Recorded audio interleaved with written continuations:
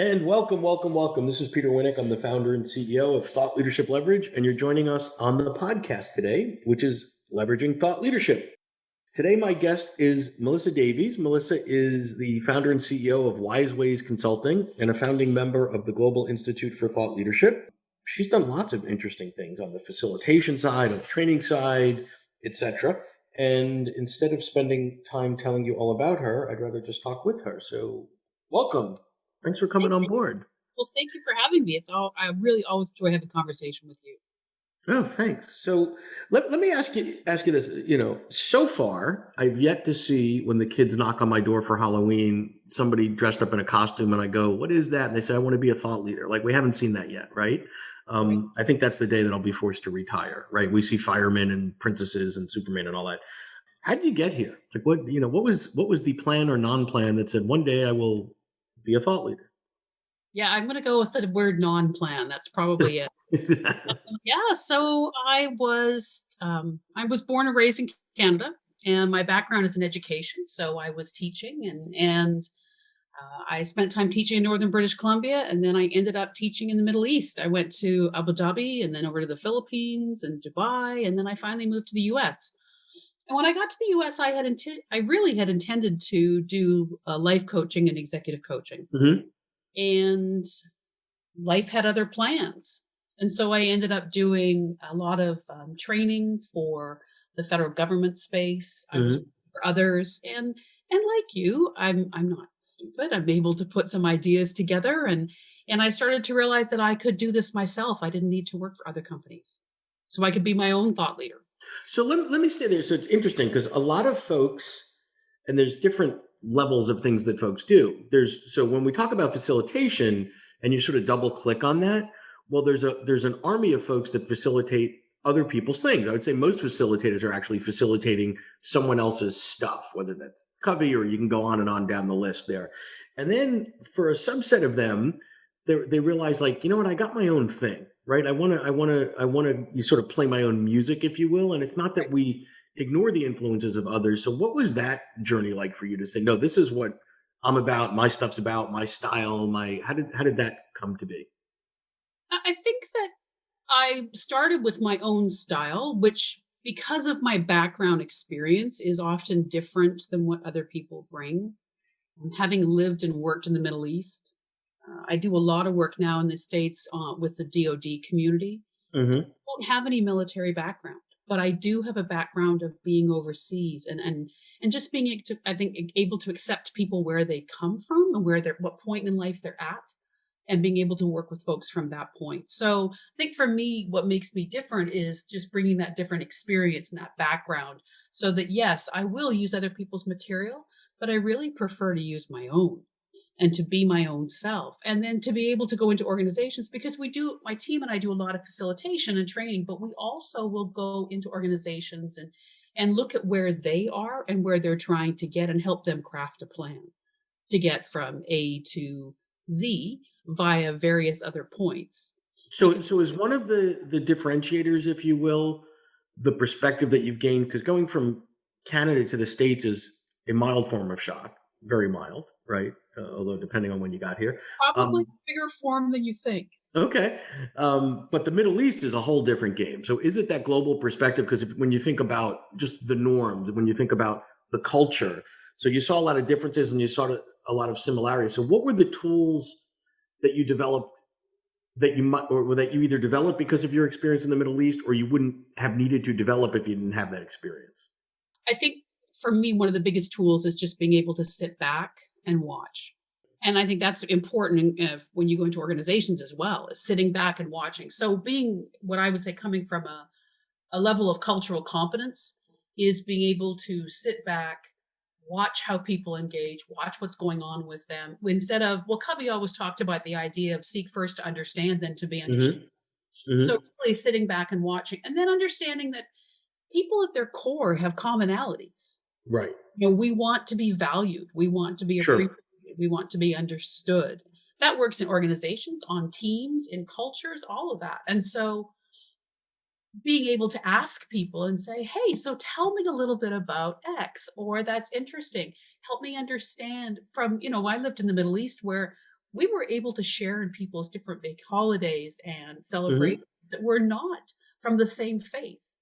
So Right. being able to say, well, that's interesting. Tell me a little bit about why you do that, as opposed to what I've seen from people in times is, ew, gross. Why do they do that? Well, why don't you just ask? Right. Because Instead of the first reaction being it's strange, well, it's strange to you based on your experience. It's normal to them. How about trying to bridge that?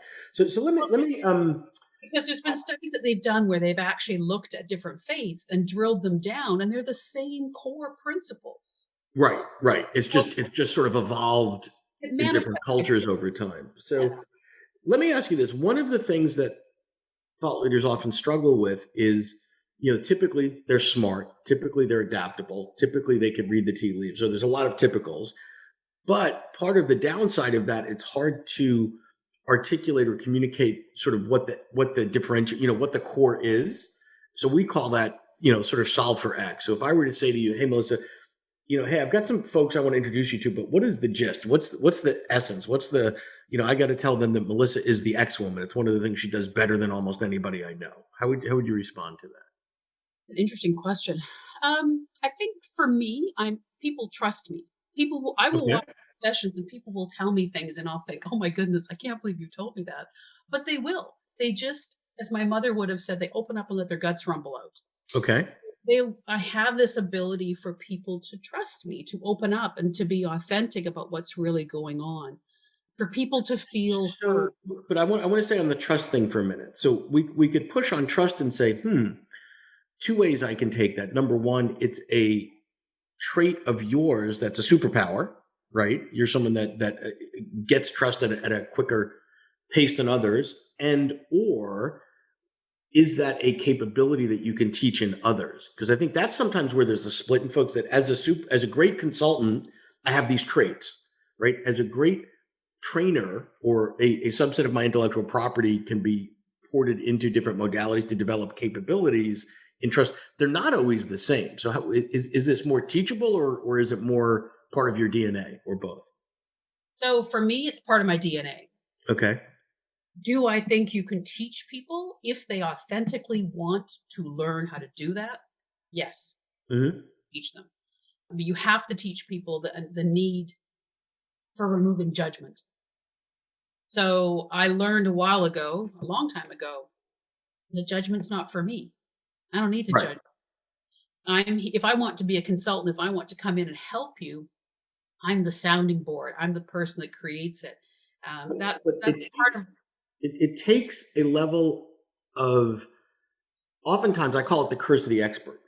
Well, you go in, you sit there, you read a room and go, oh yeah, this and this and this, and there's a power dynamic here, and you're like 100 miles an hour. You're like, how did you do that? And the honest answer, I have no idea until you stop because it's happening in a part of your brain that's just very tuned in, right? And then you're like, actually, people too. yeah. So the first thing is, so when we talk about trust with you, the first thing is suspend judgment. Okay, great.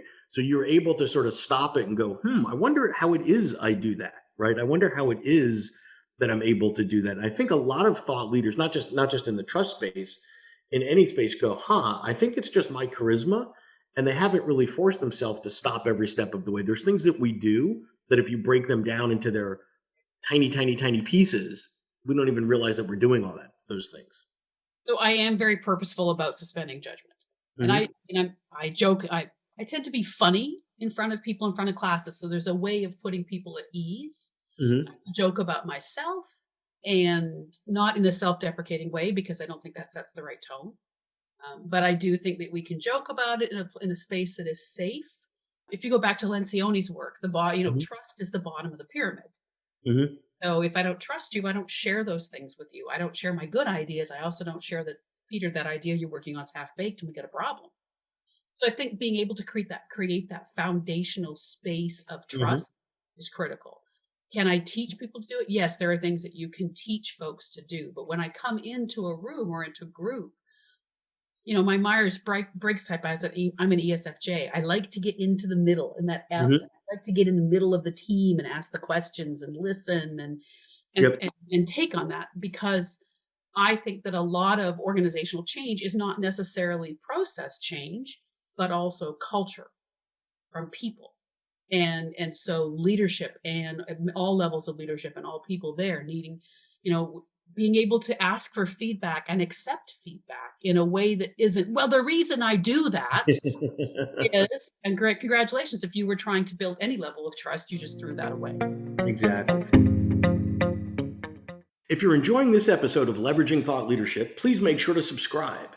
If you'd like to help spread the word about our podcast, please leave us a review and share it with your friends. We're available on Apple Podcast and on all major listening apps, as well as at thoughtleadershipleverage.com/podcasts. But talk about, I think that process and culture tension, if you will, because some of it is there are people that see the world through the lens of systems and processes, and that's the answer to everything, right? Let's just Six Sigma the heck out of this thing and voila. And then there are other folks that are a little bit more, I don't say kumbaya, but more, let's get the culture right and everything else will work out. And I think the answer is no, you're both wrong. Right? like the culture people need to understand and respect the process, and the process people need to understand and respect the culture, because it's not an either or it could be an either or for short term, but it's not going to be long term and sustainable. So Right. how do you sort of thread that needle of what's the sweet spot for process and culture? Interesting. So I think there definitely is a sweet spot. There is that recognition that if we're going to put in a new process or a change, it also has to be managed. Mm-hmm. And performance management is part of culture. Giving people, creating a safe space or for people to try new things and make a mistake. And because that's how we grow, right? We make a mistake. What about when you put a system in? Mhm. How is it that you might think about, okay, so the system's going to make this doing this task A, B, C, D, or serving this, it's going to make something more efficient, better, less waste, easier, whatever. How do you sort of pause and go, I wonder if there's going to be intended or unintended consequences that might butt up against our culture? And how could I think about that? Is somebody going to lose power or prestige by installing the system? Is we can't information hoard anymore. How do you play that out? Or do you? I think you have to be purposeful and intentional about it. I mean, I Okay. think you need to sit as a group and talk about what is the unintended, what are the pluses that come from this, and how do we capitalize on those, and then also what are the intended possible negatives? Are we outsourcing somebody? Are we removing somebody's capabilities? Are we pushing people to learn new things at the end of their career when some of them are like, yes, let's me do that, or you know what, I'm on short time. I get 6 months, and let me just ride this out. So Exactly. who do we have on our team that this is their strength? That Sure. maybe we haven't utilized that to this point, but this is our new champion.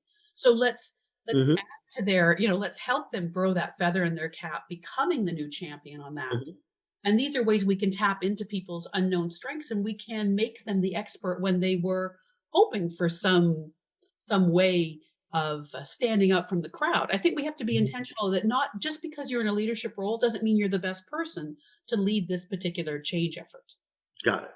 So what are the things when you think back now, when you started as a thought leader and Mm. say, oh my God, I can't believe I actually did that. I can't believe like I thought that would work. What are the things that, if you were to speak to you minus, X number of years, what wisdom would you bestow on a 15-year younger Melissa That's really interesting. based on battle scars? Not everybody wants to change. Yeah. Okay. Just because you see value in this and you think people are important, speaking to me, that you think people are so important to organizations, because I really do believe they are, not everybody is in tune with you. So I sometimes, love that because I actually thought at one point when I was single that there was an inverse relationship to the amount of self-help books someone had and their mental well-being. It was like the more self-help books you bought, the more the crazy train had arrived. You know, so it didn't mean that they didn't have the information or the data or the process or the, 7 different viewpoints, but there's a difference between reading about doing A, B, C, and D and actually doing it. right? How many books? Well, that's not even self help, but how many leadership development or organizational development books do you have on the shelf that are 3 chapters in with a folded quarter and like 10 chapters not done? Yeah, right. So not everybody is eager about this as the rest of us. That's a first one.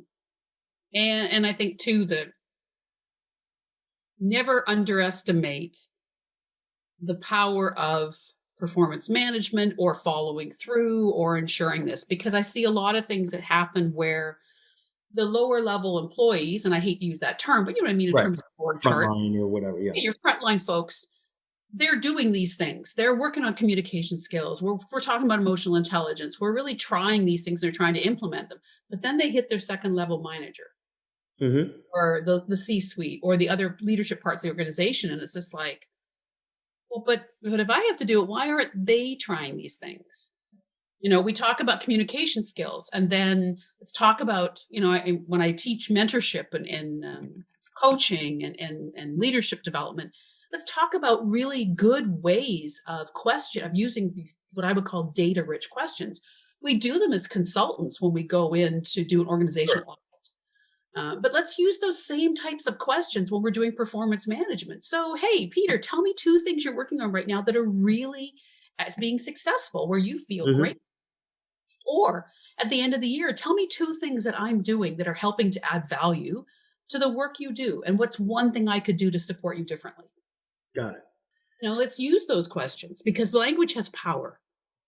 Yep. No, I love that. So as we start to wind down, any thoughts or reflections on the changes we have gone through and will continue to go through? So some are temporary, some will be permanent, sort of in this post-COVID world, in terms of how we serve our clients, in terms of culture. Anything that bubbles up to the top to you of, yeah, this thing I think that was imposed on us will now stick and it's good, and this thing will can't wait to get back to the way we used to do things. So I will tell you, in my mind, there is nothing better than a great in-person training session. The energy, the connection you get, that's wonderful. And I look forward to going back to those. I can guarantee you that they're not going to happen for everybody. Yeah. That organizations now have thought, oh, hang on, we can do a little bit of hybrid on this. This is going to be okay. And so, one thing I've learned over it is about the cameras and Hmm. letting people. And I say to folks at the beginning, if you're ever in my class, you'll hear me say, hey, this is a no judgment zone.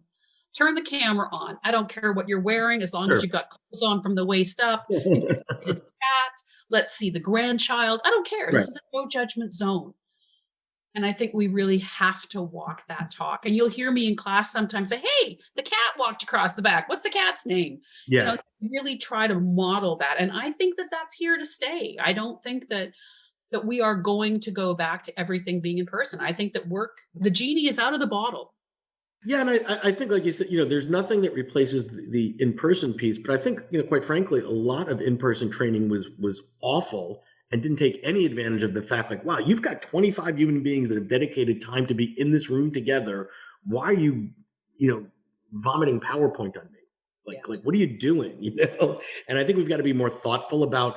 I don't think it's going to go to zero. The trend lines pre-COVID were pretty bad for the workshop experience, and I think maybe one of it is that the bar is going to be higher. Okay, I'll jump on that plane and I'll go back out and I'll go be there, but you better really blow me away in a good way. I'm not going to tolerate mediocrity. Well, Uh, and good academic practice tells us max 20 to 25 minutes of lecture or discussion yeah, before you get into activities. So exactly. you should not be talking at somebody for an hour. I always say to folks, you don't want to hear me talk at you for an hour, and I don't want to hear my voice doing that either. Yeah, So 20 to 25 minutes, we do that. Now, what I've started doing online is a similar, but it's more of a 50 and 10. Every 50 minutes, you get a 10-minute break. yeah, We have to change that structure. But everything that would have been a tabletop activity is an activity in class. It right, cannot right. be just, oh, look, now I have a captive audience to be a webinar. That's not my gig. And I personally, I can't cope with being in that. So I would never want to subject you to something that I don't want to be a part of myself. Right. And the redefining what interactivity and collaboration is in a remote world, right? So breakout rooms, there are breakout rooms that are done well and there are breakout rooms that are awful. If it's just the technology, it's useless. It's got to be rooted in, and here's three questions to ask one another. And here, it all goes back to that very solid instructional design and the Right. academic rigor. And okay, so you put us in a room and we stare there and the instructions are vague and 7 minutes and now what? Right? That's right. And now what? Exactly. Yeah. So yeah, I mean, I think going back to that, and again, modeling what you expect at work, modeling what you want to see from people, and still creating that trust, even when you're doing meetings and things online. Sure. Sure. This has been great. I thank you for your time and popping in and sharing your global experience with us. So a little bit of a different twist on things. So thank you so much, Melissa. Thanks, Peter. I appreciate you having me on the show. To learn more about Thought Leadership Leverage, please visit our website at thoughtleadershipleverage.com. To reach me directly, feel free to email me at peter@thoughtleadershipleverage.com. And please subscribe to Leveraging Thought Leadership on iTunes or your favorite podcast app to get your weekly episode automatically.